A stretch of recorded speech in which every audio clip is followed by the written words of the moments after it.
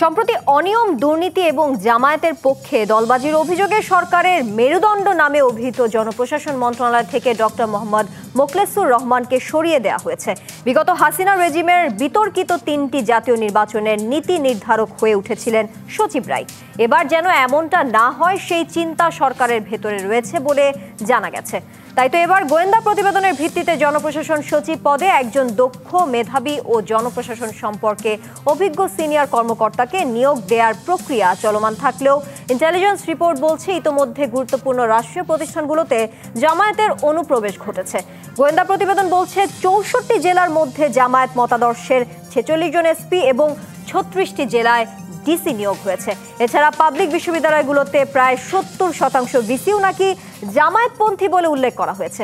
অন্যান্য গুরুত্বপূর্ণ সরকারি দপ্তর যেমন স্থানীয় সরকার, তথ্য ও যোগাযোগ, স্বরাষ্ট্র মন্ত্রিপরিষদ বিভাগ সহ আরও অনেক বিভাগ দখলে রাখার অভিযোগ জামায়াতের বিরুদ্ধে। তবে আজ খোদ তথ্য উপদেষ্টা মাহফুজ আলম বলেছেন, শুধু জামায়াত নয়, তাদের সাথে বিএনপিও ভাগ বাটোয়ারা করে প্রশাসন দখল করে রেখেছে। প্রশাসনের সাথে সখ্যতার অভিযোগ আছে এনসিপিরও। প্রশাসন আসলেই কার? এসব নিয়ে আলোচনায় আজ রাজকাহন স্টুডিওতে আছেন বিএনপির প্রশিক্ষণ বিষয়ক সম্পাদক এবিএম মোশাররফ হোসেন, জাতীয় নাগরিক পার্টি এনসিপির যুগ্ম আহ্বায়ক তাজনুবা জাবিন এবং আছেন বাংলাদেশের কমিউনিস্ট পার্টি সিপিবির সাবেক সাধারণ সম্পাদক রুহিন হোসেন প্রিন্স। এছাড়া আমাদের সাথে অনলাইনে আরও যুক্ত হচ্ছেন, কিছুক্ষণ পরে যুক্ত হবেন বাংলাদেশ জামায়াতে ইসলামের কেন্দ্রীয় কর্মপরিষদ সদস্য ডক্টর হেলাল উদ্দিন। আপনাদের চারজনকে আমি স্বাগত জানাচ্ছি আজকের রাজকাহন স্টুডিওতে। আমি শুরুটা করতে চাই রুহিন হোসেন প্রিন্স আপনাকে দিয়ে। আমরা জানাচ্ছিলাম তথ্য উপদেষ্টার একটি বক্তব্য, মাহফুজ আলম বলেছেন বিএনপি জামাত ভাগ বাটোয়ারা করে প্রশাসন দখল করে রেখেছে। আমি আবার 2 মাস আগের একটি বক্তব্যতে যদি যাই, নাহিদ ইসলাম বলেছিলেন প্রশাসন বিএনপির পক্ষে কাজ করছে। সেই সাথে রিজভী বলেছিলেন, আপনাদের বিএনপির যে নেতা রয়েছেন তিনি বলেছিলেন বৈষম্য বিরোধীদের সাথে প্রশাসনের সখ্যতা বেশি। পাল্টাপাল্টি অভিযোগের তীর দেখতে পাচ্ছি দুই দলের ওপরই। আসলে প্রশাসন কার দখলে রয়েছে? ধন্যবাদ আপনাকে, আলোচকদের ধন্যবাদ, যারা শুনছেন তাদের শুভেচ্ছা জানাই। আসলে প্রথমে একটা জিনিস ফয়সালা করে নেই, কারণ আপনি যে তথ্য উত্থাপন করলেন আজকে, যদি বলেন একটা হচ্ছে গোয়েন্দা সংস্থা আর একটা হচ্ছে একজন উপদেষ্টার প্রধান বলেছেন। আচ্ছা, কার কতটুকু মানে তথ্য সঠিক, আমি সত্য মিথ্যা বললাম না, সেটা না হয় একটু পরে আমরা আসি। এই ব্যাপারে কি আমরা এখানে যারা আছি বা বাইরে যারা আছে কেউ কি ডিসএগ্রি করব যে প্রশাসনে নিউট্রাল কোনো পজিশনের লোক নাই, দলীয়টাই প্রধান? আমার ধারণা এই ব্যাপারে দ্বিমত করার কোনো সুযোগ নাই। কিন্তু যদি বলেন আমাদের আকাঙ্ক্ষা কী ছিল, যে প্রশাসনে একটা দল নিরপেক্ষ অবস্থান থাকবে, তাহলে সেটা নাই, আগে এটা এগ্রি করতে হবে। এইবার আসি, একটা দলীয় সরকার ক্ষমতায় থাকলে আমরা কি করতাম? পরিষ্কার করে ওই দলের প্রধান এবং তার দিকে তীর ছুটতাম। তাহলে সেকেন্ড পয়েন্ট আসেন, তাহলে এইবার তো এই 12 মাসের বেশি হয়ে গেল, তাহলে এই যে ঘটনা ঘটলো এর দায় কে নেবে? এই অন্তর্বর্তী সরকার, তার প্রধানকেই নিতে হবে, আর কোনো অল্টারনেট নেই। এবার 3 নম্বর পয়েন্ট বলি। এবার যদি বলেন আপনি একজন রাজনৈতিক কর্মী, আপনাদের দল আপনাদের কী ভূমিকা, কী করেছেন, আমি সেই কথা বলে আপনার কথায় আসছি। প্রথমে যেটা বলেছেন, ইউনূস সাহেব তো ক্ষমতা নিলেন গত বছর 8ই অগাস্ট। উনি আমাদেরকে প্রথম একটা আমন্ত্রণ জানালেন, আমরা 12ই অগাস্ট গেলাম। আমি এই কথাটা অনেকবার বলেছি, আজকেও আবার বলি, যে বলতে আমি বাধ্য হচ্ছি, কারণ এই যে কথাটা উনি নিজে কি করলেন, এটা কি কর্মফল না ইচ্ছাকৃত, সেটাও আমাদের বিবেচনা করতে হবে। কিন্তু 12ই অগাস্টে অল্প সময় ওনাকে যে কথা আমরা বলেছিলাম ওনাদের যে কয়েকজন উপদেষ্টা পরিষদের সামনে, তার মধ্যে একটা পয়েন্ট বলেছিলাম, আমি সেইটাই রিপিট করি, যে কথাটা, যে দেখেন এইবারে কোনো গোষ্ঠী বা কোনো দল জয়ী হয় নাই। এইটাকে বিবেচনা করে আপনি যদি সরকারে নির্দলীয় অবস্থান বজায় রেখে চালাতে চান, দ্রুত একটা নীতিমালা গ্রহণ করেন, যে নীতিমালার ভিত্তিতে দক্ষ, যোগ্য, দল নিরপেক্ষ ব্যক্তিদের বিভিন্ন প্রশাসনে নিয়োগ দেবেন যতটুকু পারেন। তাই না হলে কিন্তু দখলদারিত্ব পাল্টা দখলদারি। কিন্তু আমরা আবার জানাচ্ছিলাম যে বেশিরভাগ শিক্ষা প্রতিষ্ঠান কিংবা সরকারি দপ্তরগুলোতে জামায়াতের পজিশন সবচেয়ে বেশি। এই বিষয়ে আপনি একটু যুক্ত করুন। আমি আসছি, একবারে কথা বলছি। তাহলে আমি এবার হচ্ছে এই পয়েন্টটা, তাহলে এই যে এটা ঘটবে আমাদের সাধারণ অভিজ্ঞতায় এটাই আমরা দেখেছিলাম। এখন দেখেন ফল তাই। এখন যে কথা মাঝে একটু বললাম, এটা কি আমরা কর্মফল বললো? ইচ্ছাকৃত। আমি বলতে চাই শুধু কর্মফল হিসাবে মেনে নেব না, ওনাদের ভূমিকা এখানে নিয়ে এসেছে। এবং এবার আসি, আজকে যে কথা একটু চলে যাই আপনার কথা দিয়েই। এর আগে দেখেন বললেন যে আগে একজন বলেছিল যে অমুকের দখলে, এখন অমুকের দখলে। কেউ বলছে জামাতের বেশি, কেউ বলছে বিএনপির বেশি, আর এনসিপির বেশি না হলেও কে না জানে যে তাদের আধিপত্য কোথায় নাই। একেবারে ইউনিয়ন পরিষদ থেকে শুরু করে সচিবালয় বসেই থাকে। তাইলে আজকে এবং জামাত ইসলামের কথাটা একাধিক মিটিংয়ে অনেকে বলেছে যে তাদের শিক্ষাঙ্গন থেকে শুরু করে অধিকাংশ জায়গা, আপনি গোয়েন্দা রিপোর্টও বললেন, তাতে সেই জায়গাটা আছে। তার মানে ঠান্ডা মাথায় পরিকল্পিতভাবে এই মুক্তিযুদ্ধ বিরোধী উগ্র দক্ষিণপন্থী প্রতিক্রিয়াশীল শক্তি প্রশাসনের বিভিন্ন স্তরে এমন জায়গায় বসে আছে যেটা প্রকৃতপক্ষে আমাদের 24-এর গণঅভ্যুত্থানের আকাঙ্ক্ষাকে তো বাধাগ্রস্ত করছে, মুক্তিযুদ্ধের চেতনাকে বাধাগ্রস্ত করছে। এবং এই সুযোগ পেয়েই কিন্তু দেখবেন অনেক সময় যুদ্ধ বিরোধী কথা, 71-এর বিপরীতে 74-কে পুনর্বহলের কথা, যে নানা ধরনের তকমাটা আনার কাজ করছে। এবং আজকে এটাই সত্য যে অধিকাংশ জায়গায় এই ধরনের অপশক্তির দখলে কিন্তু রয়ে গেছে। এই বক্তব্য ঘিরে আমি আবারও আপনার কাছে আসবো। আপনি বলছিলেন এনসিপির আধিপত্য বিস্তার নিয়ে, এই বিষয়টিও আসবো। আমি তার আগে যেতে চাই তাসনুভা জাবিন আপনার কাছে। যেমনটা রুহিন হোসেন প্রিন্স বলছিলেন আপনাদের দলের আধিপত্য নিয়ে, সব জায়গায় আধিপত্য আছে, সেই বিষয় নিয়েও আপনার কাছে জানতে চাই। কিন্তু তার আগে বলতে চাই, তথ্য উপদেষ্টা মাহফুজ আলম যে বলেছেন 2 মাস ধরে তিনি অনিশ্চয়তার মধ্যে দিয়ে আছেন, তিনি কখন নেমে যান, অর্থাৎ এই ধরনের তিনি নিজের অবস্থান নিয়ে অনিশ্চয়তার কথা প্রকাশ করেছেন। তো আমার কাছে মনে হয় একজন গুরুত্বপূর্ণ উপদেষ্টা যদি প্রকাশ্যে এসে এই ধরনের অনিশ্চয়তার কথা প্রকাশ করেন, এটা কি সব সরকারের অভ্যন্তরের অস্থিরতার কোনো ইঙ্গিত দেয় কিনা? আপনার কি মনে হয়, আপনি ওনার এই বক্তব্যকে কিভাবে পর্যালোচনা করবেন? ধন্যবাদ আপনাকে। আমার সাথে যারা আছেন এবং দর্শক যারা দেখছেন, আপনাদেরকে শুভেচ্ছা। সেই সাথে আজকে দুর্গাপূজার আনুষ্ঠানিকতা শুরু হয়েছে। হিন্দু সম্প্রদায়ের ভাই বোন সবাইকে শারদীয় শুভেচ্ছা। আপনার প্রথম শেষের প্রশ্নটার উত্তর একটু পরে দিচ্ছি উপদেষ্টা মাহফুজের। আমি এখানে এনসিপির যে আধিপত্যের কথা বলা হচ্ছে প্রশাসনে, দেখেন এনসিপির ম্যাক্সিমাম একদম মেজরিটির জাতীয় রাজনীতিতে পরিচয় হচ্ছে 2024-এ। এর আগে তারা 10-12 বছর 6 বছর সেই কোটা আন্দোলন থেকে সবাই রাজনীতিতে যুক্ত ছিল, কিন্তু জাতীয় রাজনীতিতে যে একটা ইন্ট্রোডাকশন বা আবির্ভাব, এটা কিন্তু 24-এ। সো পুরনো এস্টাবলিশমেন্টে, পুরনো প্রশাসনে আমাদের কিন্তু কোনো রিপ্রেজেন্টেটিভ নাই। এবং আপনি নিশ্চয়ই এতদিনে, এই আজকে 13 মাস চলছে, আপনি নিশ্চয়ই জানেন একমাত্র ছাত্ররা এবং এই ছাত্রদের রাজনৈতিক দলই কিন্তু সুস্পষ্টভাবে এই প্রশাসনকে পরিবর্তন করার জন্য এবং নির্বাহী ক্ষমতাকে কমানোর জন্য, মানে আপনাদের টাইটেল হচ্ছে প্রশাসনকার, প্রশাসন জারি হোক, জনগণের না, দ্যাটস ফর শিওর। আমরা সবাই জানি যে প্রশাসন জনগণের না, প্রশাসনকার যে ক্ষমতা যায় তার হচ্ছে প্রশাসন।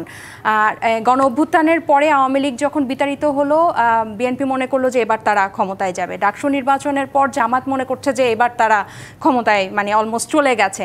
সো প্রশাসন কিন্তু বড়, মানে এদের যারা ক্ষমতা প্রত্যাশী বা ক্ষমতার একদম কাছাকাছি, প্রশাসনের লোকজনও তাদের জন্য অপেক্ষা করছে এবং তারাও অনেকটা যে আমরাই ক্ষমতায় আসছি, এখন ইনভ্যালিড। সো প্রশাসনের কার এটা পালায় পালায় আসতে থাকবে এই প্রশ্ন। এটা থেকে মুক্তির একটাই উপায়, সেটা হচ্ছে আপনি যদি এই স্বৈরতান্ত্রিক নিয়মগুলো যদি আপনি বদলান, যে প্রশাসন, জনপ্রশাসনে কে নিয়োগ হবে, এই প্রত্যেকটা সাংবিধানিক প্রতিষ্ঠান কিভাবে কাজ করবে, এটাকে যদি আপনি সরকারের ক্ষমতা থেকে বের করেন। সরকারকে চেক দিবে এরা, কিন্তু এরাই যদি সরকারকে তোষামোদি করে এবং এদের লোকজনই যদি প্রশাসনে বসে থাকে, তাহলে তো আপনার কখনোই জনগণের পাশে এই প্রশাসন থাকবে না। এই যে একটা অভিযোগের সুর আসছে বিএনপি এবং জামাতের উপরে করেছেন আমাদের তথ্য উপদেষ্টা, এই অভিযোগের তীর থাকলে তো লেভেল প্লেইং ফিল্ড আসলে নিশ্চিত করা সম্ভব না, নির্বাচন সুষ্ঠুভাবেও হওয়া সম্ভব না। এবং এটা তো আমরা শুরু থেকেই বলছি। এবং আপনি বর্তমান নির্বাচন কমিশনাররা কিন্তু সেই পুরনো বাকশালী আইনেই কিন্তু নিয়োগ পেয়েছেন। এবং এই যে জুলাই সনদের বাস্তবায়ন প্রক্রিয়া নিয়ে কেন এত আলোচনা এবং কেন এত জটিলতা বা এত দীর্ঘমেয়াদী, কারণ আমরা কিন্তু বারবার চাচ্ছি যে প্রশাসনকে সরকারের প্রধানমন্ত্রীর ক্ষমতা থেকে বের করা বা সরকারি দলের ক্ষমতা থেকে বের করা। প্রশাসন কাজ করবে জনগণের জন্য, দুদক কাজ করবে দুর্নীতির বিরুদ্ধে। আপনি দেখেন 2025 সালে এসে দুদক বলে 2008 সালে হাসিনা প্রার্থীর হলফনামায় তার তথ্য গোপন করেছিল। তাহলে 2008 সালের নির্বাচন কমিশনার যদি স্বাধীনভাবে কাজ করত, তাহলে কিন্তু হাসিনা প্রার্থী হতে পারে না 2008-এ। তাহলে এখন আমি এই নির্বাচন কমিশনারকে তো প্রশ্ন করি, সে কি কোনো হেভিওয়েট নেতাকে চ্যালেঞ্জ করতে পারবে যে আপনি তথ্য গোপন করেছেন? সো এই ইস্যুগুলা কিন্তু সব সময় আসে। এবার পরিপ্রেক্ষিতে তাজুমা জেবিন, এই যে আপনি যে বললেন নির্বাচন কমিশনকে প্রশ্নবিদ্ধ করা যায়, এই বিষয়টি নিয়ে আমরা একটু কথা বলবো। এবার আমরা যেতে চাই এবিএম মোশাররফ হোসেন আপনার কাছে আমার খুবই একটা সহজ প্রশ্ন, সেটা হচ্ছে বলছিলাম বিএনপি জামাত ভাগ বাটোয়ারা করে আসলে প্রশাসন দখলে নিয়েছে এবং আজকে তথ্য উপদেষ্টা মাহফুজ আলম এমনটি বলেছেন। সেই সাথে 2 মাস আগে এপ্রিলের দিকে নাহিদ ইসলামও কিন্তু একই কথা উনি বলেছেন, প্রশাসনের দখলে, প্রশাসনের সাথে সখ্যতা বিএনপির আছে। এবং রুহুল কবির রিজভিও কিন্তু একই বক্তব্য দিয়েছেন যে না, আসলে এনসিপির সখ্যতা আছে। আপনার কি মনে হয় আসলে এই যে অভিযোগের তীর দেয়া হচ্ছে, এরকম করলে কি জনগণের কাছে আসলে কি বার্তা পৌঁছাচ্ছে? ধন্যবাদ আপনাকে, ধন্যবাদ আমাদের সহ আলোচক। আসলে এই গভর্নমেন্টে এনসিপির একটা যে প্রচ্ছন্ন যে একটা প্রভাব আছে, এটা তো অস্বীকার করার সুযোগ নেই, কারণ তাদের 2 জন উপদেষ্টা এখনো আছে। যতই তারা বলুক যে না এনসিবির সাথে মাহফুজ বা সজীব ভুইয়ার কোনো সম্পর্ক নাই, কিন্তু আমরা দেখি যেমন লন্ডনে আপনি দেখেন মাহফুজের উপর হামলা হয়েছে, তাৎক্ষণিকভাবে এনসিবি কিন্তু রিয়াকশন দিয়েছে। এবং আসিফ মাহমুদ যে নাহিদ ইসলাম যে কথা বলেছে, ভয়ঙ্কর কথা বলেছে, বরং রাষ্ট্র তার বিরুদ্ধে তো মানে এই ব্যাপারে প্রয়োজনীয় পদক্ষেপ নেওয়া উচিত ছিল যে মাহফুজকে অনেকটা মৃত্যুর দিকে ঠেলে নিয়ে যাওয়া হচ্ছে, এরকম একটা ধরনের উনি কথা বলেছে। কিন্তু আমরা সরকারের পক্ষ থেকে কিন্তু সে ধরনের ভূমিকা আমরা দেখিনি। তারপর আপনি দেখবেন আমরা নানা ক্ষেত্রে দেখি এই যে একটা আপনি যে একটা পরিসংখ্যান দিলেন, আমি এই দর্শক যারা আছে বা আমাদের আলোচক যারা আছে তাদের আমি একটু বিবেচনার জন্য আমি বললাম 46 জন এসপি এখন জামাতের, তাহলে এনসিপির কি নাই? তাহলে বিএনপির কজন? 64টা জেলা বাংলাদেশে যদি 46টা বাদ যায়, এনসিপি দিয়ে দিলে বিএনপি কত 2-4টা পেয়েছে হয়তো, যদি ধরে নেই আমরা। তারপরে আপনার ডিসি 36টা জামাতের, আর বিশ্ববিদ্যালয় ভিসিদের কি অবস্থা এটা তো সবাই এখন প্রতিনিয়ত দেখেন। অর্থাৎ একটা দলকে এখানে অনেকটা প্রাধান্য দেওয়া হয়েছে সব। এই ক্ষেত্রে কিন্তু আমরা বিএনপির পক্ষ থেকে এটা বাড়বো, আমরা কিন্তু কোনো সহযোগিতা চাই না, আমরা চাই একটা লেভেল প্লেইং ফিল্ডটা যেন নিশ্চিত হোক এবং আপনি চান যে সুষ্ঠু নির্বাচন। কিন্তু আপনি দেখবেন সেই ক্ষেত্রে আজকে এই পরিবর্তনগুলি কিন্তু হচ্ছে না। এই যে মোখলেসুর রহমানকে সরিয়ে দেওয়া হলো এখন 1 বছর 2 মাস পর, আমরা কিন্তু বলেছি এই সেই মোখলেসুর রহমান যে 2014 সালে বিনা প্রতিদ্বন্দ্বিতার ইলেকশন উনি করেছেন, তখন নির্বাচন কমিশনার ছিলেন। তাহলে ওই প্রক্রিয়ার সাথে কি ওনার জড়িত ছিল না? অর্থাৎ ওনাকে এতদিন এখানে কেন আমি একটু বলি, আমাকে শেষ করি। অর্থাৎ এখানে ওনাকে কেন রাখা হয়েছে? অর্থাৎ উনি কোনো এজেন্ডা বাস্তবায়ন করার জন্য ওনাকে প্রেশার করে বা ওনাকে দিয়ে এই কাজটা করানো সম্ভব, যার এই ফলাফল কিন্তু আমরা দেখতে পাচ্ছি যে ডিসি এতজন, এসপি এতজন, ভিসি এতজন, অন্যান্য কর্মকর্তারা এতজন। অর্থাৎ প্রশাসনকে এমনিভাবে সাজানো হয়েছে যে আপনি ইচ্ছা, এখন আপনি দেখতে পারবেন এর রেজাল্টটা।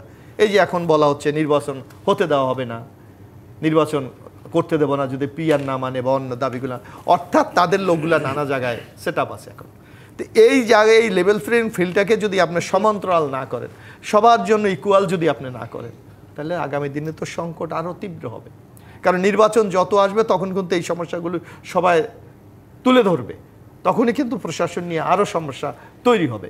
তা বরং আমি মনে করি এই যে মাহফুজ আলমরা কথা বলে শুধু তারা পার পাবে না, কারণ রাষ্ট্র পরিচালনার দায়িত্ব তাদের, তারাই ঠিক করতে হবে প্রশাসনে কারা আছে কারা নেই। এই জবাব তো তারা দেবে, আমি প্রিন্স ভাই অথবা ডাক্তার জাবিন দেবে না, কারণ তাদেরকে দিতে হবে। তারা জাতির কাছে কমিটমেন্ট করেছে আগামী দিনে একটি অবাধ সুস্থ নির্বাচন। এই দাবিগুলো নিয়ে, এই অভিযোগগুলো নিয়ে এবং পরিসংখ্যানগুলো নিয়ে আমি আপনার কাছে আবারও আসবো। তার আগে আমি ডক্টর হেলাল উদ্দিনের কাছে যেতে চাই। উনি আমাদের সাথে যুক্ত হচ্ছেন অনলাইনে, কেন্দ্রীয় কর্মপরিষদ সদস্য বাংলাদেশ জামায়াতে ইসলামী। ডক্টর হেলাল উদ্দিন, আপনাকে স্বাগত জানাচ্ছি আজকের রাজকাহন স্টুডিওতে। আপনার কাছে প্রশ্ন, আজকে গোয়েন্দা প্রতিবেদন নিয়ে আমরা বলছিলাম 64 জেলার মধ্যে 46 জন এসপি জামায়াতে ইসলামী মতাদর্শিক ব্যক্তি নিয়োগ পেয়েছে, সেই সাথে 36টি জেলায় ডিসি নিয়োগ হয়েছে জামায়াতে থেকে। শিক্ষা মন্ত্রণালয়, শিক্ষা সচিবালয়েরও জামাতের দখলে বলে ইতিমধ্যে জানা গেছে। জামায়াত যদি বহুদিন ধরে নিজেকে গণতান্ত্রিক এবং সাংবিধানিক দল বলে দাবি করে, তাহলে এতগুলো প্রশাসনিক এবং সেই সাথে শিক্ষা প্রতিষ্ঠান যদি জামায়াতপন্থী ব্যক্তিদের নিয়ন্ত্রণে থাকে, এটা কি প্রশাসনকে রাজনৈতিকভাবে প্রভাবিত করার প্রমাণ না? আপনার কি মনে হয়? জি ধন্যবাদ। আজকের যিনি উপস্থাপনা করছেন আমার বিজ্ঞ আলোচক বৃন্দ আছেন এবং আমার দর্শক শ্রোতা সবাইকে আন্তরিক শুভেচ্ছা, আসসালামু আলাইকুম ওয়া রাহমাতুল্লাহ। দেখুন যে কথাগুলো বলা হয়েছে, আমরা কিন্তু পাঁচ দফা দাবির মধ্যে একটা দাবি হলো যে লেভেল প্লেইং ফিল্ড দরকার। তো লেভেল প্লেইং ফিল্ড যদি আমরা ভারী থাকি তাহলে আমরা কেন এই দাবিটা করব? আমাদের রুহুল কবির রিজভী ভাই কয়েকদিন আগে বক্তব্য দিলেন যে 156টা ভাইস চ্যান্সেলরের ভিতরে জামাতের 26টা। আচ্ছা ধরে নিলাম আমাদের 26টা না, তারপরেও ধরলাম 26 আর 156, বাকিগুলো কারা? বাকিগুলো সব বিএনপি। তাহলে এখান থেকেই খালি ধরেন এরকম বক্তব্য মানুষ দিতেই থাকবে। ডিসি আমাদের মানে 36, এসপি 46, এগুলো মানে আসলে কথার কথা। আমরা প্রমাণ দেখতে পাচ্ছি এতগুলো লোক যদি জামাতের হয় তাহলে জামাতময় হয়ে যাবে। জামাত কোথায় গিয়ে কোথায় প্রভাব বিস্তার করলো বলেন?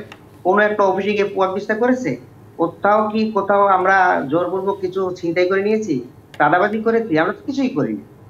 আমাদের যদি প্রশাসনে এত ক্ষমতা থাকে তাহলে আমরা কেন লেভেল প্লেইং ফিল্ডের কথা বলবো? আমরা কেন আমাদের মানে এটা প্রকাশ করবো না? আমরা তো বলতেছি যে এগুলো আমরা লেভেল করেন। এরপরে মাহফুজ সাহেব যেটা কথা বলছেন যে জামাত বিএনপি ভাগাভাগি করে নিয়েছেন, তাহলে আপনারা কি করেন? সরকারের তো দায়িত্ব, সরকার দেশকে চালাবে, দেশের মধ্যে সুশাসন তৈরি করবে এবং লেভেল প্লেইং ফিল্ড তৈরি করবে। তা আপনারা করেন না কেন? আপনার বাধা দিচ্ছে কি? অর্থাৎ আপনি এই গোয়েন্দা সংস্থার যে পরিসংখ্যান আজকে প্রকাশিত হয়েছে সেটিকে অস্বীকার করছেন, তাই তো? আমরা মনে করি যে বর্তমানে প্রশাসনের ভিতরে এখনো আওয়ামী দোসররা রয়েছে। এই দোসররা বিভিন্ন সময় চক্রান্ত করতেছে। তারা আমাদের এই যারা ফ্যাসিবাদ বিরোধী আমরা যারা ছিলাম একসাথে কাজ করেছি, এই জামাত, বিএনপি, এনসিপি সহ এই মানে এই ফ্যাসিবাদ বিরোধী ঐক্যের ভিতরে ফাটল ধরানোর জন্য বিভিন্ন ধরনের মানে তদন্তের নামে প্রকাশ করা হচ্ছে, এগুলো বিভ্রান্ত করা হচ্ছে মানুষকে। আমরা মনে করি যে এই সকল তদন্ত সঠিকভাবে হওয়া দরকার, আর গোয়েন্দাদেরও আমাদের করা দরকার, তাদেরকে দেখা দরকার তাদের প্রিভিয়াস রেকর্ড কি, তারা অতীতে কেমন ভূমিকা রাখছে, এগুলো দেখে আমরা জাতির সামনে প্রকাশ করতে চাই এই গোয়েন্দারা কেন এই ধরনের বিভ্রান্তমূলক এই পরিসংখ্যানের ভিত্তিতে। তাহলে আপনারা যদি অস্বীকারই করে থাকেন এই অভিযোগগুলো, তাহলে আপনাদের তরফ থেকে কি সরকারের কাছে আনুষ্ঠানিকভাবে প্রতিবাদ জানানো বা তদন্ত দাবি করার কোনো অবস্থান আছে কিনা? না, আমরা তো বলি আসছি যে সবার জন্য সমান অধিকার নিশ্চিত করা হয়। এখানে বিএনপি যতটুকু পাবে, জামাত ততটুকু পাবে, এখানে ছোট দল ততটুকু পাবে, কাউকে যেন খাটো না করা হয়, এটা কিন্তু আমরা দাবি দিয়ে আসছি। এবং এখন তারা যেহেতু এটা বলেছে, আমাদের সংগঠন থেকে, দল থেকে এর ব্যাপারে পদক্ষেপ নেবে। ডক্টর হেলালুদ্দিন, আপনাকে ধন্যবাদ আজকে রাজকাহনে যুক্ত থাকার জন্য। জিপিএইচ ইস্পাত নিবেদিত রাজকাহন থেকে এই পর্যায়ে নিচ্ছি একটি বিরতি, সাথেই থাকুন। আমন্ত্রণ আরেকবার জিপিএইচ ইস্পাত নিবেদিত রাজকাহনে। আমরা আলোচনা করছি আসলে প্রশাসন কার।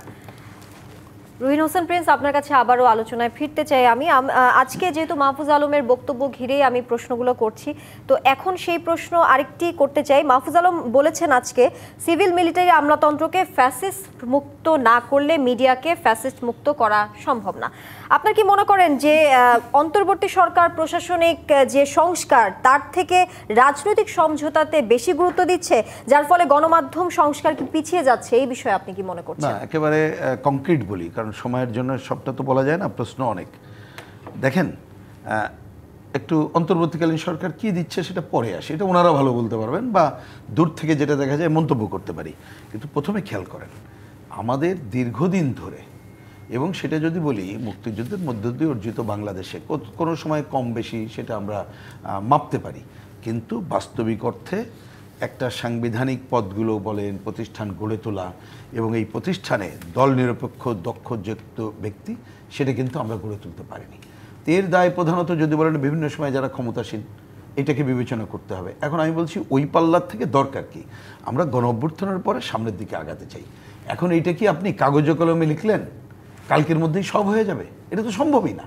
তাহলে আপনাকে প্রথমে এই বিবেচনা করতে হবে। কেউ যদি বলেন আমি কালকে একে বাদ দিয়ে ওটা বাদ দিয়ে কাল পরশু করে ফেলবো, এটা হচ্ছে খুব ভুল বিবেচনাই। তাহলে এই সময় দরকারটা কি? দরকারটা হচ্ছে যে নির্বাচিত প্রতিনিধির হাতে যেমন ক্ষমতা দেওয়ার জায়গাটা করব, একটা ভালো নির্বাচনের জায়গায় যাব, আর তার আগ পর্যন্ত অন্ততপক্ষে দক্ষ দল নিরপেক্ষ ব্যক্তিদের বিভিন্ন জায়গায় বসানোর কাজটা যদি করে যেতে পারতাম আমরা, তাহলে আর অর্গানাইজেশন গড়ে তোলার যতটুকু পারি ওই পথরেখাটা যদি সূচনা করতে পারতাম। কিন্তু আমি দিব্য চোখেই বলছি, আমি কিন্তু যার জন্য 12ই আগস্টের কথা বলেছি, আমি দায়িত্ব নিয়ে বলেছি, যেটা বলেছিলাম এই সরকার শুরুতে, সরকার যদিও আমরা মেলা আশা করি না, তারা সেই জায়গাটা না করে তারাই তো বরঞ্চ আজকে এই যে একজন উপদেষ্টার কথা এটা আরও প্রমাণ হলো, ওনারাই তো এই ভাগবটরার সুযোগ করে দিয়েছেন। যার যেখানে সম্ভব, এক পতিত গ্রুপ চলে গেছে, কর্তৃত্ববাদী স্বৈরাচারী গ্রুপ, এখন ওনারা যার যার মতো ভাগবটরা করে নিয়েছেন। তাহলে তো এখানে কোনো ওনাদেরকে নিতে হবে। লেভেল প্লেইং ফিল্ড নিশ্চিত করার তো আসলে কোনো সুযোগই থাকছে না। আমি বলছি আপনি লেভেল প্লেইং ফিল্ড নিশ্চিত করার বিবেচনাটাই তো ভুল, আমার কথাটাকে খেয়াল করেন। সুতরাং একটা জায়গায় লেভেল প্লেইং ফিল্ড ওনাদের করা দরকার ছিল, এবং এখনো সময় আছে। আমরা বলি ওইদিকে আপনি নজর দেন, একটা ভালো নির্বাচনের জন্য, সুষ্ঠু অবাধ গ্রহণযোগ্য নির্বাচনের জন্য যা যা সংস্কার করা দরকার ওইটুকু খেয়াল করেন। আপনি প্রশাসন সব কি কাল পরশু করতে পারবেন? পারবেন না। বরঞ্চ এই সময় কতগুলো আরও খারাপ উদাহরণ কে সৃষ্টি করলেন। আগে যেমন একদলীয় কর্তৃত্ববাদী সরকারের ছিল, আর এখানে আপনি সুবিধা মতো ভাগবাটোয়ারা করলেন। এবং আপনার কথা দিয়ে আজকে আমি জানি না আমাদের ডিসি সাহেব, এসপি সাহেবরা, ভিসি সাহেবরা লজ্জা পাবেন কিনা। তার মানে ওনাদের পেছনে সেলসাপ্পড় মারা যে ওনারা দলীয় লোকের বাইরে যেন বাংলাদেশে কোনো লোক নাই, বাংলাদেশে কোনো শিক্ষাবিদ নাই, বাংলাদেশে কোনো ভালো আমলা ডিসির দায়িত্ব পালন করতে পারেন এরকমের নাই। নাকি পরিস্থিতি এরকম হয়েছে, আগে আমরা দেখতাম ওই যে যারা যে যখন ক্ষমতায় থাকতো ওই দলের নিচতলায় যে ডিসি এসপিরা বা তার লবিস লোকজন যে বসে থাকে নিজেরা পদ বাগায় নিয়ে আসতো। আর এখনও কি সেইগুলো ঘটছে না? ঘটছে। তাহলে শুরুতে যদি এই সরকার এইরকম ম্যান্ডেট নিয়ে যে গেল গণ অভ্যুত্থানের পরে, তারা ওই যে বললাম যদি একটা নীতিমালা তারা তৈরি করে ওই জায়গায় যদি কঠোর অবস্থা নিতেন আজকে এটা ঘটতো না। সুতরাং ওনাদের কারণে এই ঘটনা ঘটেছে। তো এখন ওনারা আর বেশি আশা ওনাদের কাছে করে লাভ নেই। জন্য আমি মনে করি এই আলোচনাগুলো প্রয়োজন নাই। আপনারা আসেন আমরা ভালো নীতিমালা ঠিক করি, জবাব গ্রহণযোগ্য নির্বাচনের জন্য ইমিডিয়েট কী কী করা যায়, এবং যারা কি দল করেন না করেন সেটা আমাদের দেখার ব্যাপার না। যারা যেখানে আছেন দল নিরপেক্ষ অবস্থান বজায় রাখতে হবে। আমরা এটাই চাই আসলে যে দল নিরপেক্ষ অবস্থানে থাকলে, দল নিরপেক্ষ অবস্থানে থাকলে তখনই আসলে অবাধ এবং সুষ্ঠু নির্বাচন সম্ভব হবে। দলকে নিরপেক্ষ থাকাটা জরুরি। আপনার কাছে আবারও আসবো রুহিন হোসেন প্রিন্স। আমরা যেতে চাই তাজনুবা জাবিন আপনার কাছে। সম্প্রতি গণমাধ্যমের একটি খবরে বলা হচ্ছে প্রশাসনের প্রভাব খাটিয়ে উপদেষ্টা আসিফ মাহমুদ নিয়মিত বরাদ্দের বাইরে কুমিল্লা জেলার জন্য ২,৪০০ কোটি টাকার প্রকল্প নিয়েছেন। অনেকে এটিকে প্রশাসনের সাথে সখ্যতার একটি বড় উদাহরণ হিসেবে দেখছেন। প্রশাসনের সাথে সখ্যতার এই অভিযোগকে আপনি কিভাবে আসলে খণ্ডায়ন করবেন? আপনার কি মনে হয় এই বিষয়টির সাথে আপনার মতামত জানতে চাচ্ছি। এই প্রশ্নের সাথে আমি এর বিরতিতে যাওয়ার আগে উপদেষ্টা মাহফুজ নিয়েও আমি বক্তব্যটা রাখতে চাই। আসিফ মাহমুদ কিন্তু তার একটা স্টেটাসে দিয়েছে, এই খবরে কিন্তু আসিফ মাহমুদ ছাড়াও একজন আরও মন্ত্রী পরিষদ সচিবের কথাও কিন্তু এসেছে, যিনি সমপরিমাণ কিন্তু বরাদ্দ দিয়েছে তার জেলা সাতক্ষীরার জন্য, এবং প্রায় 24টা উপজেলার জন্য কিন্তু আমি যদি ভুল করে না থাকি তাহলে কিন্তু এই ধরনের কথা আছে, এবং এটা কিন্তু এখনও একনেকে অনুমোদনের জন্য কিন্তু বাকি। সো এই 22টা জেলাকে বাদ দিয়ে এই 2টা জেলাকে হাইলাইট করা, এই গণমাধ্যমের কথাটা কিন্তু ওই আপনার প্রশাসন কার দখলে এটার সাথে কিন্তু খুবই ওতপ্রোতভাবে জড়িত। আমি একটু উপদেষ্টা মাহফুজের সাথে আসি ব্যাপারটাতে। আপনি দেখেন সরকার গঠন হয়েছে অগাস্টের 8 তারিখ, আর এনসিপি আত্মপ্রকাশ করেছে ফেব্রুয়ারিতে তার পরের বছর, মানে এই বছরে। তাহলে ছাত্রদের প্রতিনিধি হিসেবে কিন্তু আসিফ মাহমুদ এবং মাহফুজ ওখানে গিয়েছে, এবং নাহিদের সাথে বা নাহিদ, মাহফুজ, আসিফ এরা কিন্তু দীর্ঘদিনের একদম সহযোদ্ধা। তাদের বন্ডেজটা কিন্তু আপনাদেরকে সবাইকে বিবেচনা করতে হবে এই সরকারের আসার আগেই, এবং একটা গণ অভ্যুত্থান তারা সফল করেছে একসাথে নেতৃত্ব দিয়ে। সো তাদের বন্ধনটা কিন্তু অন্যরকম। এবং আপনি এই পুরো উপদেষ্টার বা অন্তর্বর্তী সরকার থেকে আপনি এই দুজন ছাত্রকে উইথড্র করেন, আপনি এবার ওখানে দেখেন যে এরা দুজন নাই, এবার আপনি ওই উপদেষ্টা পরিষদের দিকে তাকান এবং আপনি অন্তর্বর্তী সরকারের দিকে তাকান, ওখানে কিন্তু জুলাইয়ের কোনো আর ছাপ থাকবে না। কারণ খুবই দুঃখজনকভাবে বাকি প্রত্যেকটা স্টেক হোল্ডার কিন্তু, এই যে উনি বলছেন নির্বাচন, আপনি দেখেন এই জুলাই সনদ বাস্তবায়ন এবং জুলাই সনদে কি আছে, কেন বিচার, এগুলো কিন্তু এই ছাত্রদের পক্ষ থেকেই এই দাবিটা সবচেয়ে জোরালো। এবং কেন জোরালো, এবং এদের দুজনকে আপনি এখান থেকে উইথড্র করেন। এই যে প্রশাসন কার, এটা যে মাহফুজ এভাবে বলছে, এটা তো আমরা আগে থেকেই জানি। আপনি দেখেন সালাউদ্দিন সাহেব যখন বিমানবন্দর থেকে না, সালাউদ্দিন সাহেব, মির্জা ফখরুল সাহেব এদেরকে তো প্রশাসন মন্ত্রী হিসেবেই ট্রিট করে, তাদেরকে সরকারি লোকজন আনতে যায়, এয়ারপোর্ট থেকে রিসিভ করতে যায়। এবং মির্জা ফখরুল ইসলাম এই ব্যাপারে তো উপদেষ্টা ওয়াহিদুদ্দিন মাহমুদ কিন্তু বলেছেন যে মৃদু বিএনপি যারা আছে তাদের একটা তালিকা চেয়েছেন উনি প্রশাসনে শিক্ষক নিয়োগের জন্য, ভিসি নিয়োগের জন্য। এটা তো অন রেকর্ড উনি বলেছেন যে বন্ধুর কাছে উনি মৃদু বিএনপি কারা এটা চেয়েছে। এখন আমি আপনাকে একটা কথা বলি, আপনি জুলাই সনদের কথা যখনই আমরা বলি, সংস্কারের কথা আমরা যখনই বলি, খুব টক্সিক করে ফেলেছে ব্যাপারটাকে, যে সংস্কার বলে বলে নির্বাচন পেছানোর কথা। আমরা কেন এরকম সংস্কারের কথা বলছি?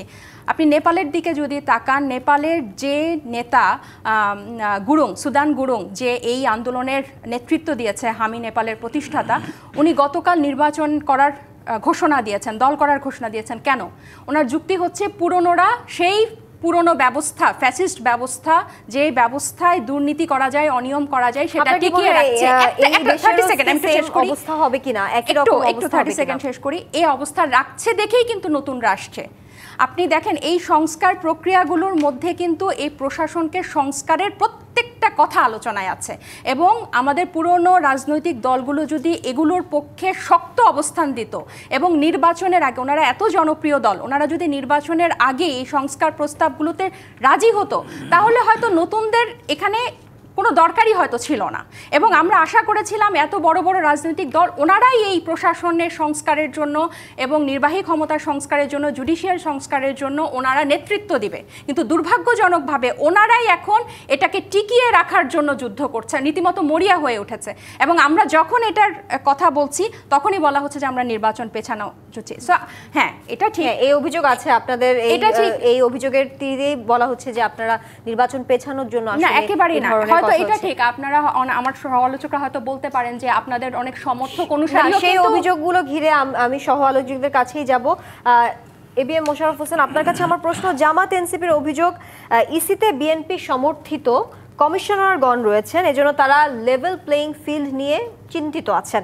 এর মধ্যে উপদেষ্টা মাহফুজ আলম আজকে বলেন জামাতের সাথে ভাগাভাগি করে প্রশাসন আসলে দখলে নিয়েছেন।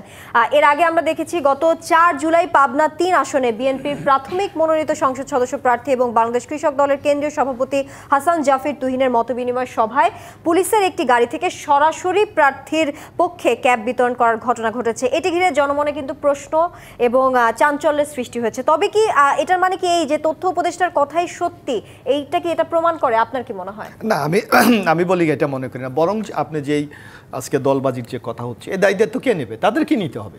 এই যে আপনি দেখেন ডাক্তার জাবিন খুব আধুনিক চিন্তা চেতনার মানুষ। এই যে আপনি একটা তথ্য উপস্থাপন করা হলো যে সজীব ভুঁইয়া তার নির্বাচনীয় এরিয়া, মানে তার একটা এখন তো তার একটা ইচ্ছা আছে যে উনি নির্বাচন করতে পারেন। এই 2400 কোটি টাকা বরাদ্দ, এটা কি নতুন বন্দোবস্ত না আগের সেই পুরানো বন্দোবস্তের মধ্যে ফিরে যাওয়া? এবং আপনি দেখেন এখানে কি চমৎকার একটা কোরিলেশন এখানে আছে। আপনার একজন স্থানীয় সরকার উপদেষ্টা যখন 2400 কোটি টাকা নিয়েছে, মন্ত্রিপরিষদ সচিব যিনি 12 বছর আগে রিটায়ার্ড করেছে, তাকে এনে এই সরকারের আমলে একজন, তাও মন্ত্রিপরিষদ সচিবের মতো একটা গুরুত্বপূর্ণ জায়গায় ওনাকে বসানো হয়েছে। এবং এই প্রশাসন যে নগ্ন দলীয়করণ বা কোনো একটা দলের প্রচণ্ড যে একটা প্রভাব, এর মূল দায়ী হলো এই ক্যাবিনেট সচিব। উনি বাইরে একটা ব্যাপক আলোচনা আছে, উনি বিশেষ একটা দলের আশীর্বাদ পুষ্ট। তো সুতরাং এই জিনিসগুলিকে আপনি রেখে একটা লেভেল প্লেইং ফিল্ড তৈরি করবেন, এইটা তো চিন্তা করা যায় না। শুধু তাই না, এখানে 2400 কোটি টাকার আপনি একটি কথা বলেছেন, এখানে কিন্তু আরেকটা পার্ট আছে, কিন্তু হাসনাত আবদুল্লাহ তার উপজেলাও কিন্তু সেম পরিমাণ বরাদ্দ দেওয়া হয়েছে। কেন? উনি কি মন্ত্রী? উনি কি ক্যাবিনেট সচিব? ওনার পরিচয় কি? উনি জুলাই অভ্যুত্থানের একজন নেতা, যোদ্ধা, এবং এই সরকারকে প্রভাবিত করার সবচেয়ে ইনফ্লুয়েন্স ব্যক্তিদের মধ্যে একজন, যার জন্য তাকেও খুশি করার জন্য আপনি বলছেন এই সরকারকে ইনফ্লুয়েন্স করছে এনসিপি করছে, জামাত করছে। কিন্তু সেই তুলনায় আমি তো আপনাকে একটা বলছি, আজ বিএনপিকে শুধু এই কাতারে এনে দাঁড় করানোর জন্য নানা ধরনের তথ্য উপাত্ত দেওয়া হয়েছে। আপনি 40 জন এসপি যদি জামাতকে দেন, এনসিপিকে একটাও দেন নেই আপনি। বিএনপি কয়টা পেয়েছে? ধরে নিলাম যুক্তির খাতিরে বিএনপিকে দিয়েছে, বিএনপিতে আমি দেখি 5টাও পাইনি। প্রশাসন লোকটা কোথায়? অথচ বাংলাদেশের সবচেয়ে এখন বড় রাজনৈতিক দল, জনপ্রিয় রাজনৈতিক দল হলো বিএনপি। তো বিএনপির 2-4 জন মানে মৌন সমর্থন যেটা বলছেন, এটা কি প্রশাসন থাকতে পারে না? কিন্তু তাদের সেই অবস্থানটা কি আছে? তো নাই। বরং আপনি দেখেন এখানে বাছাই করে যাতে বিএনপির সমর্থিত কোনো লোক না থাকতে পারে, সুপরিকল্পিতভাবে সে কোয়ে আজকে বিএনপির উপর এই দোষটা চাপিয়ে দিতে চায়। এটা হলো এক ধরনের একটা টেকনিক্স। এই জায়গা থেকে আমাদের বেরিয়ে যেতে হবে। যে কথাটা প্রিন্স ভাই চমৎকার বলেছে যে এই অবস্থা থেকে উত্তরণের জন্য আগামী দিনে একটা নির্বাচন করার জন্য কি কি পদ্ধতিগুলি দরকার। নির্বাচন পদ্ধতি তো আছে এবিএম মোশাররফ হোসেন, সেই সাথে এই যে বিএনপি জামাতের ভাগ বাটোয়ারা নিয়ে যে প্রশ্ন আছে, কোথায় ভাগ বাটোয়ারা? আমি তো দেখালাম ভাগ বাটোয়ারা আপনার না হয়, আমি এই প্রসঙ্গ নিয়েও আসবো। বিএনপির অবস্থান নিয়ে আমি জানতে চাই। আপনার এই বক্তব্য আমি প্রতিবাদ করছি এই কারণে আপনি যে তথ্য উপদেষ্টা বলেছে, আমি বলিনি, তথ্য উপদেষ্টা বলেছে, আজকেই বলেছে যে তথ্যপত্র আপনি দিলেন সেখানে বিএনপির অংশগ্রহণটা কোথায় সেটা দেখেন। সেই প্রশ্নেই আসবো, আপনার অবস্থান প্রশ্নবিদ্ধ হয় কিনা সেই অবস্থায় আসবো। তার আগে একটি বিরতি নিয়ে নিচ্ছে জিপিএইচ ইস্পাত নিবেদিত রাজকাহন থেকে। এই পর্যায়ে নিচ্ছে একটি বিরতি, সাথেই থাকুন।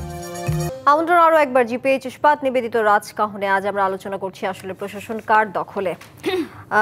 এবিএম মোশাররফ হোসেন, আপনার কাছে যেতে চাই। বিরতির আগে যেমনটা জানাচ্ছিলাম, এই বিএনপি জামাত ভাগ বাটোয়ারা নিয়ে যে মন্তব্য করেছেন মাহফুজ আলম, সেই প্রসঙ্গে বলছিলাম যদি সত্যি ভাগ বাটোয়ারা হয় তাহলে আমি জানতে চাই আপনাদের এই আপনাদের দলের অবস্থানকে কি প্রশ্নবিদ্ধ করছে না, এই বিষয়ে জানতে চাই। প্লাস আরেকটা বিষয় আমি জানতে চাই, সেটা হচ্ছে আপনাদের বিএনপি নেতা আলতাফ বলেছেন আমরা লঞ্চঘাট বাস স্ট্যান্ড দখল করি, জামাত দখল করে বিশ্ববিদ্যালয়। সেই সাথে উনি আরেকটি কথা উল্লেখ করেছেন, পটুয়াখালীতে এখন আর আওয়ামী লীগ নেই, চাঁদা দিয়ে সব বিএনপি হয়ে গেছে। ওনার এই মন্তব্য ঘিরে, আসলে যখন মন্তব্যটি উনি করেছেন, বক্তব্য ঘিরে সামাজিক যোগাযোগ মাধ্যমে ছড়িয়ে পড়লে নানান মহলে তীব্র প্রতিক্রিয়া সৃষ্টি হয়। আমি আপনার প্রতিক্রিয়া জানতে চাই, সেই সাথে জানতে চাই আপনি কি এই বক্তব্যকে সমর্থন করেন কিনা, আর নাকি এটি কি ব্যক্তিগত মন্তব্য বলে দায় এড়িয়ে যাচ্ছেন? না, এটা তো অবশ্যই তার ব্যক্তিগত মন্তব্য, এর দায়িত্ব তো বরং আমি পটুয়াখালীর হিসাবে আমি বলতে পারি যে বাংলাদেশের মধ্যে আপনি যদি যে কোনো প্রশাসনিকভাবে যে কোনোভাবে যে কোনো যদি রিপোর্ট আপনি দেখেন, বাংলাদেশের মধ্যে অন্যতম একটি এই 5ই আগস্টের পর সবচেয়ে শান্তিপূর্ণ একটি ভালো সহাবস্থানের জেলা হলো পটুয়াখালী। সুতরাং উনি যে বক্তব্যগুলি দিয়েছে আমি ওনার বক্তব্যের সাথে একমত নয়। হয়তো উনি ব্যক্তিগত কোনো কারণে এই কথাগুলি বলতে পারে, সেটা জবাবটা উনিই দিতে পারবে। তবে আপনি যে কথা বলছেন যে প্রশাসনে আজকে যে বিএনপির উপর যে ব্লেমটা দেওয়া হচ্ছে, এই দায়িত্বটা সরকারকে নিতে হবে। বরং আমরা কি চাচ্ছি, আমরা কিন্তু বিএনপির পক্ষ থেকে বারবার বলছি যে আপনারা একটা নির্বাচন আয়োজন করেন। কারণ আমরা কি মনে হয় না এই ধরনের আসলে মন্তব্য ঘিরে জনগণও আসলে নিজেদের মধ্যে প্রশ্ন সৃষ্টি করছে যে আসলে তারা বিএনপিকে ধরুন এগিয়ে রাখতে চায়, কিন্তু তাদের মধ্যেও তো এই জিনিসটা আপনার দলের অবস্থান নিয়ে প্রশ্নবিদ্ধ করছে। না, প্রশ্ন করছে না। আমি একটু কথা আপনাকে বলি, আমরা বিএনপির দেখেন, বিএনপির যে কোনো নেতা বা দলের স্ট্যান্ড আপনি দেখেন, বিএনপি কি বলছে যে আপনি একটি নির্বাচন আয়োজন করেন। আমরা কিন্তু এই ধরনের একটা পরিস্থিতিকে মোকাবেলা করেই কিন্তু আমরা এগিয়ে যাচ্ছি। আপনারা দেখেন দীর্ঘ 15 বছর শেখ হাসিনার অত্যাচার নির্যাতনের পরও কিন্তু আমরা বলেছি আমরা একটি অবাধ সুস্থ নিরপেক্ষ নির্বাচন চাই। কারণ আপনার স্পষ্ট মনে আছে স্বৈরাচার এরশাদ বিরোধী আন্দোলন যখন হয়েছিল, 9 বছর এরশাদ কিন্তু প্রশাসনকে এমনিভাবে সাজিয়েছিল। বিচারপতি শাহাবুদ্দিন সাহেব কিন্তু মাত্র 3 মাস ছিল, উনি শুধু একটা মেসেজ দিয়েছিল যে আমি বাংলাদেশে একটি অবাধ সুস্থ নিরপেক্ষ নির্বাচন করতে চাই। আমার মনে হয় প্রশাসন বলেন এই যেভাবে সাজানো হোক, এটা কোনো ফ্যাক্টর না। জনগণকে যদি আপনি ভোটমুখী করতে পারেন, এই সকল দলবাজরা ভেসে যাবে সব। সুতরাং বাংলাদেশের দরকার জনগণের উপরই আসলে। সুতরাং আমরা বিশ্বাস করতে চাই যদি একটি অবাধ সুস্থ নিরপেক্ষ নির্বাচন আয়োজন করা যায়, এই সকল দলবাজরা তাদের কোনো ধরনের ভূমিকা রাখার সেখানে কোনো সাহস নেই। এবিএম মোশাররফ হোসেন যেন একটা অবাধ সুষ্ঠু নির্বাচন আয়োজন করা যায়। তাজনুভা জাবিন, আপনার কাছে আসতে চাই। এবিএম মোশাররফ হোসেনের একটি বক্তব্য ঘিরে আপনার কাছে আসতে চাই। হাসনাত আব্দুল্লাহকে নিয়ে বলেছেন, আপনাদের এনসিপির নেতা, তাকে নিয়ে বলেছেন প্রকল্প বরাদ্দের কথা। এই বিষয়ে আপনার কি মতামত? আপনি জিজ্ঞাসা না করলেও আমি এটা নিয়ে বলতে চাইছিলাম, এই বছর কিন্তু 4টা জেলায় কিন্তু এই বিশেষ প্রকল্পটা গ্রামীণ অবকাঠামো উন্নয়নের জন্য দেওয়া হয়েছে। মানিকগঞ্জ, পটুয়াখালী, সাতক্ষীরা, কুমিল্লা, এরকম কিন্তু প্রায় 20টা জেলায় কিন্তু এই বিশেষ প্রকল্প নেওয়া আছে। তার মানে কি 24টা জেলায় হবে। এবং স্থানীয় সরকার প্রকৌশল অধিদপ্তর কিন্তু এই উপজেলা সড়ক ক্যাটাগরিতে দিয়েছে। তাহলে আপনারা এটা কিন্তু এখনও একনেকে অনুমোদন হয় নাই। আমাদের প্রশ্নটা আসতে পারে অন্য কোনো উপজেলা বা জেলার থেকে এটা বেশি পাচ্ছে কিনা, বৈষম্য হচ্ছে কিনা। তা না করে, এটা না করে বা 22টা সব উপজেলাকে বাদ দিয়ে খালি 2টা উপজেলাকে এবং স্পেসিফিকভাবে আসিফ মাহমুদ এবং হাসনাত আবদুল্লাহকে হাইলাইট করে এই রিপোর্ট এবং প্রত্যেকটা টকশোতে এটার কিন্তু আলোচনা হচ্ছে। এটা খুবই মানে একপাক্ষিক হচ্ছে এবং এই ট্রায়ালের মধ্যে দিয়ে কিন্তু আমরা যাচ্ছি, এই মিডিয়া ট্রায়ালের মধ্যে দিয়ে। এবং আমি হাসনাত আবদুল্লাহর কথা বলি, আসিফ মাহমুদ তো তার ফেসবুক পোস্টে এটা কিন্তু স্পষ্ট করেছেন। আমি হাসনাতের কথা বলতে পারি যে সে এই তথ্য কিন্তু পেপার থেকেই জেনেছে এবং সে তার কাছে কি কেউ জিজ্ঞেস করেছে যে আপনি এটা সুপারিশ করেছেন কিনা, সে কিন্তু এই সুপারিশটা করে নাই। এবং না মোশাররফ ভাই, এবার এটা তো আপনি কি এটা আপনি নিশ্চিত না হয়ে কিন্তু এই আপনার অভিব্যক্তি কিছু না, আমি একটু বলি দেখেন আমরা দেখতে পাচ্ছি যে সংক্ষিপ্তভাবে দুটো বাংলাদেশের নতুন দুটো উপজেলা হচ্ছে, নতুন। এখন এমন কোনো প্রেক্ষাপট নেই যে আমার নতুন উপজেলা করতে হবে। একটা হলো মুরাদনগর, মানে উপদেষ্টার বাড়ি, ওখানে একটা করে দেখ। আপনি যে কথাটা বলেছেন এটা আসলে আপনার এই পরিপ্রেক্ষিতে উনি যে প্রশ্নটা আপনাকে ছুড়েছেন সেই প্রশ্নের উত্তরটা জানেন? না আমি আমার কথা না, মানে আপনি কি শিওর এই ব্যাপারটা যে এটা হাসনাত আবদুল্লাহ এর সুপারিশ করে এটা করে? এটা আমি জানি না, আমি আমি পত্রিকা দেখেছি। আপনি যদি না জানেন তাহলে আমি একটু বলি, আপনি দেখেন এইটা মানুষ সন্দেহ কখন করবে। বাংলাদেশের নতুন দুটো উপজেলা, আমাদের হাতে সময়, আমি বিশেষ করে আমার টাইম এর মধ্যে একটা হলো মুরাদনগর, অর্থাৎ মুরাদনগরের এখন প্রভাবশালী নেতাকে তার মানে এটা চালাচ্ছে কি? না, উনি আপনার কাছে জানতে চাচ্ছে আসলে সোর্সটা কোথায়। তার মানে পত্রিকা দেখলাম, না এটাই তো আমি বললাম, এটা তো আপনার হাসনাত আবদুল্লাহর বক্তব্য কিন্তু জানেন। আপনারা একদম অনুমান নির্ভর করে প্রত্যেকটা পত্রিকা এটা ঢালাও ভাবে প্রকাশ করছে, সোশ্যাল মিডিয়া এটা ট্রেন্ডিং হচ্ছে। আমাদের সোর্সটা কি? পত্রিকার বাইরে আমাদের জানার কোনো সুযোগ আছে না? আপনি তাহলে বাকি জেলাগুলোর যে আরো যে জেলাগুলোতে এই বরাদ্দটা আছে, আপনি কিন্তু ওই জেলা উপজেলাকে নিয়ে একটু জানতে চাচ্ছেন। এই প্রসঙ্গ ঘিরে আপনি কি কিছু যুক্ত করতে চান? জি দেখেন, এই সামগ্রিক ঘটনা কি শিক্ষা দিচ্ছে আমাদেরকে? আপনি তথ্য তো আরেকটু যদি ঠিক না হয় আপনি করে নিতে পারবেন, কিন্তু এটাই সত্য, এই অন্তর্বর্তীকালীন সরকার দল বা গোষ্ঠী নিরপেক্ষ না, বরঞ্চ গোষ্ঠীর স্বার্থ রক্ষা করে। নাম্বার 1। নাম্বার 2, কতগুলো ভুল জায়গায় আমরা আছি সেটা কি জানেন? যে আমাদের দেশের সচেতন মানুষের বাইরে যারা আছেন, আমরা মনে করছি একটা অন্তর্বর্তী সরকার হলো, আমরা বসলাম, কতগুলো কাজ করব, ভালো হয়ে যাবে, সব বড় দলগুলো ভালো হবে। এটা তো হয় না, কারণ আপনি পুরো ব্যবস্থা পরিবর্তন যদি না করতে পারেন হবে না। আর ব্যবস্থা পরিবর্তন আজকাল ইচ্ছা করলে পারবেন না। ধরো নেপালের উদাহরণ আসলো, নেপালে তারা ভোট দিচ্ছে, অন্যরা নতুন দল গঠন করছে, করুক, সেটা তো ভালো খবর, আমাদের দেশে দল করুক, কিন্তু আপনার কি এজেন্ডা? আপনি এই পুরো ব্যবস্থার পরিবর্তনের জন্য কি করবেন? অর্থনৈতিক দুর্বৃত্তায়ন ভাঙবেন, নাকি এখন সুবিধা পেয়েছেন, আপনি মন্ত্রিত্বে আছেন, ক্ষমতার কাছাকাছি আছেন, আপনি সুবিধা মতো ভাগ বটরা করে নিলেন? এটা হচ্ছে কেন জানেন? এরা সব এই পরিচালিত ব্যবস্থার যে পুরনো ধরনের যে ব্যবস্থা আছে, এই সব ব্যবস্থার অনুসারী বলেই কিন্তু এই সংকট হচ্ছে। সুতরাং আপনি যদি গণঅভ্যুত্থানের আকাঙ্ক্ষা বাস্তবায়ন করতে চান, এই কে কি অস্বীকার করলো না করলো তাতে লাভ নাই, যার যার সুবিধা মতো সুযোগই সে নিয়েছে। সুতরাং এই ব্যবস্থার পরিবর্তনের জন্য মানুষকে এগিয়ে আসা ছাড়া কোনো বিকল্প আসলে নেই। আপনাকে ধন্যবাদ যুক্ত থাকার জন্য। এই ছিল আজকের রাজকাহনে। আগামীকাল ফিরবো জিপিএইচ ইস্পাত নিবেদিত রাজকাহন থেকে। আগামীকাল ফিরবো রাত 10টায় রাজকাহন নিয়ে। টিভিসির সঙ্গে থাকুন।